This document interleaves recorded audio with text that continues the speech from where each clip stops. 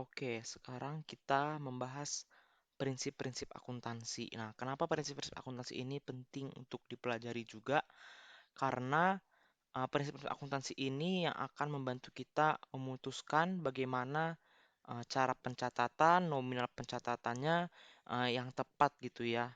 Nah, jadi prinsip-prinsip akuntansi ada 10. Yang pertama, biaya historis. Kedua, pengakuan pendapatan. Ketiga, mencocokkan. Empat, konsistensi. Kelima, pengungkapan secara lengkap. Yang keenam, entitas ekonomi. Yang ketujuh, periode akuntansi. Yang kedelapan, satuan moneter. Sembilan, kesinambungan usaha. Dan 10, materialitas. Nah, jadi yang pertama itu biaya historis. Nah, biaya historis ini mengharuskan setiap barang atau jasa yang diperoleh kemudian dicatat berdasarkan semua biaya yang dikeluarkan dalam mendapatkannya. Nah, biasanya daftar harga itu sering lebih tinggi daripada harga perolehan. Makanya di sini contohnya nih, misalnya eh, perusahaan hendak membeli bangunan yang di iklannya terpasang 150 juta, namun setelah dinego hanya 100 juta. Nah, tapi jangan lupa juga ada biaya-biaya lain yang menyebabkan biaya historisnya itu tidak hanya biaya yang dikeluarkan untuk beli barangnya, tapi ada juga misalnya pajak untuk bangunannya 20 juta, biaya balik namanya 10 juta. Jadi pencatatannya itu senilai 130 juta. Jadi bukan hanya biaya untuk mendapatkan barang fisiknya aja, tapi sampai pada barang tersebut dapat digunakan. Nah, biasanya biaya-biaya tambahannya itu ada pajak, pengangkutan, pemasangan, dan lain-lain. Lalu yang kedua ada pengakuan pendapatan. Nah, pendapatan itu timbul akibat kenaikan harta yang dihasilkan oleh kegiatan usaha seperti penjualan, penerimaan bagi hasil, dan yang lain. Pendapatan diakui ketika ada kepastian tentang jumlah atau nominal, baik besar atau kecil, yang bisa diukur secara tepat dengan harta yang diperoleh dari transaksi penjualan barang maupun jasa. Nah, jadi pengakuan pendapatan ini dicatat ketika eh, kalau kita memberikan barang, artinya ketika barangnya diberikan, atau kalau kita menjual jasa, artinya ketika jasa itu kita berikan. Nah, jadi ada dua situasi. Misalnya, yang pertama, calon konsumen itu datang ke kantor untuk menyatakan keinginannya memesan beberapa barang. Nah, barang ini akan disampaikan bulan depan. Nah, apakah percetakan ini perlu untuk mencatat pada saat itu sebagai pendapatan? Itu nggak perlu. Nah, tapi ketika pada bulan berikutnya percetakan ini sudah mencetak lalu memberikan kepada konsumen barangnya, nah di saat itulah dia baru bisa menyatakan itu adalah pendapatan, baik sudah dibayar sama si konsumen pada saat memberikan barang, ataupun kalau konsumennya membayarnya hutang atau membayarnya mencicil, tetap saja ketika dia memberikan barang itu sudah dihitung sebagai pendapatan. Nah, lalu yang ketiga, prinsip mencocokkan atau matching. Nah, maksudnya itu adalah biaya yang dipertemukan dengan pendapatan yang diterima dengan tujuan menentukan besar kecil laba bersih setiap periode. Nah, prinsip ini juga masih berkaitan dengan prinsip yang tadi, yang pengakuan pendapatan. Nah, jika pengakuan pendapatan ditunda, maka pembebanan pada biaya juga tidak bisa dilakukan. Atau yang sering kita dengar adalah let the expenses follow the revenues. Nah, contohnya itu misalnya eh, ada penjualan misalnya bulan Januari.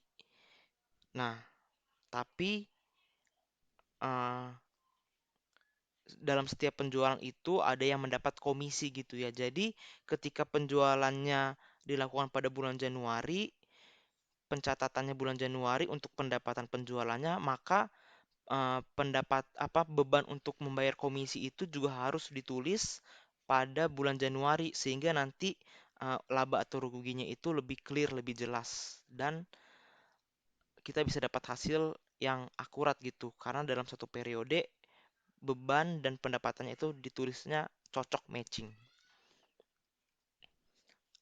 Lalu yang keempat ada konsistensi. Nah, konsistensi ini yang pertama ada keseragaman prosedur akuntansi yang dilakukan dari waktu ke waktu. Lalu yang kedua ada keseragaman metode pengukuran digunakan untuk pos yang berkaitan dalam satu laporan keuangan dalam satu periode akuntansi.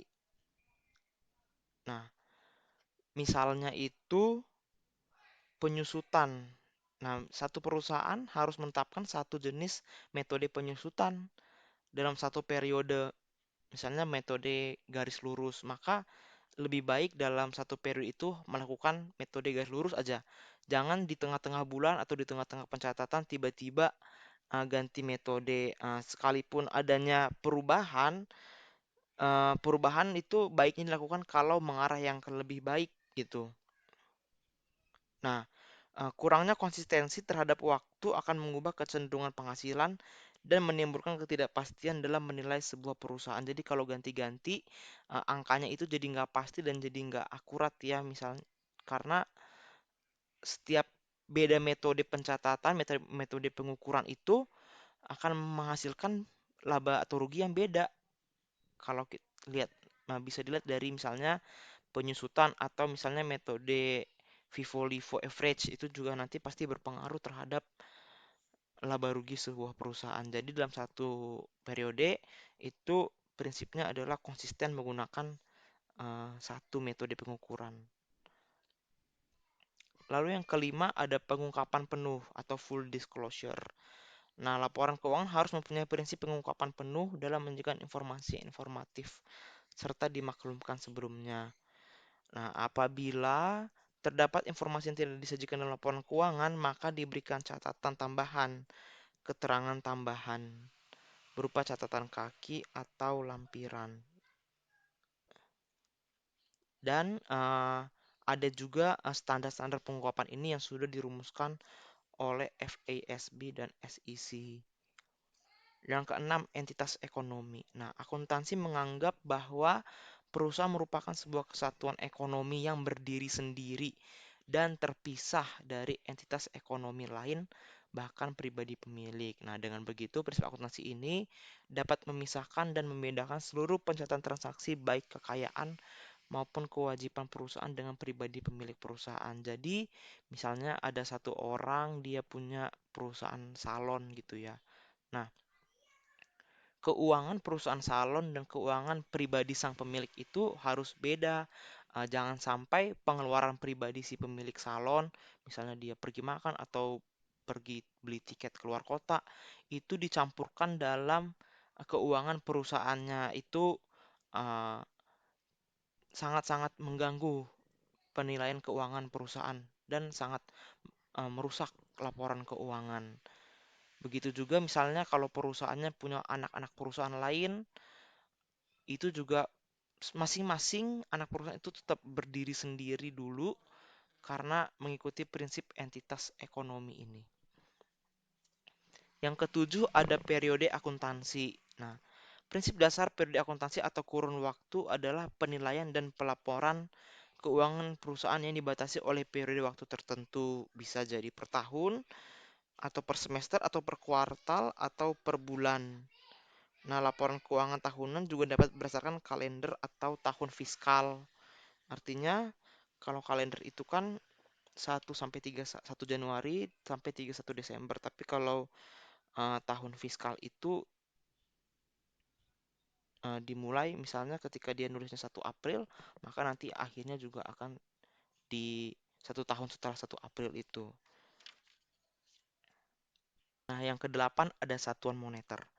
Pencatatan transaksi hanya dinyatakan dalam bentuk mata uang, tanpa referensi terhadap harga pada masa depan dan tanpa melibatkan hal-hal non-kualitatif. Semua pencatatan hanya terbatas pada segala yang bisa diukur dan dinilai dengan satuan uang. Transaksi non-kualitatif, mutu, prestasi, dan sebagainya tidak bisa dilaporkan atau tidak bisa dinilai dalam bentuk uang. Nah, contohnya itu misalnya perusahaan punya 10 mobil. Nah, dalam akuntansi kita tidak mencatat mobil perusahaan nilainya 10 unit. Tapi dalam akuntansi kita harus mencatat berdasarkan satu moneter, artinya dalam rupiah atau dalam dolar atau dalam mata uang gitu. Misalnya satu mobil harganya 100 juta, maka perusahaan mencatat mobil nilainya adalah 1 miliar, yaitu dari 100 juta dikali 10. Itu harus dicatat dengan satuan moneter. Dan tanpa referensi terhadap harga pada masa depan.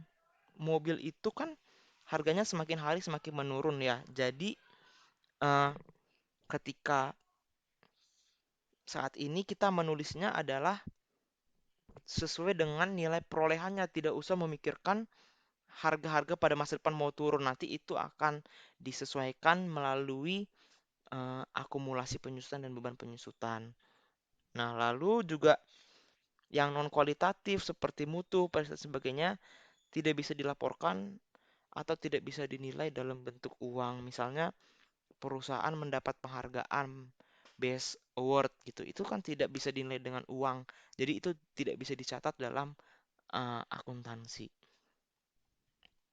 Yang kesembilan ada kesinambungan usaha atau going concern, menganggap bahwa sebuah perusahaan atau sebuah entitas ekonomi bisnis akan berjalan terus-menerus atau berkesinambungan dalam waktu yang tak terbatas tanpa ada pembubaran atau penghentian, kecuali terhadap peristiwa tertentu yang bisa menyanggahnya. Misalnya, kita kan kalau bangun perusahaan harapannya adalah ini akan berdiri terus ya sampai pada kita meninggal atau sampai pada yang ownernya meninggal, tapi perusahaan itu tetap akan terus berlanjut sampai waktu yang tidak terbatas alias akan berdiri terus selama-lamanya. Contohnya Apple gitu ya, walaupun pendirinya sudah meninggal, tapi tetap aja perusahaannya tetap berjalan terus. Itulah yang dimaksud dengan kesinambungan usaha atau going concern. Nah, yang terakhir 10 materialitas. Nah, kekeliruan dan kelalaian dalam pelaporan keuangan dapat menyebabkan kekeliruan interpretasi para pengguna laporan keuangan. Setiap informasi akuntansi memiliki nilai nominal dan bisa dijual. Semuanya diterapkan sesuai dengan ranah akuntansi yang orientasinya kepada laporan keuangan. Artinya, materi ini mengacu apakah informasi tersebut berguna sehingga penting atau dimasukkan.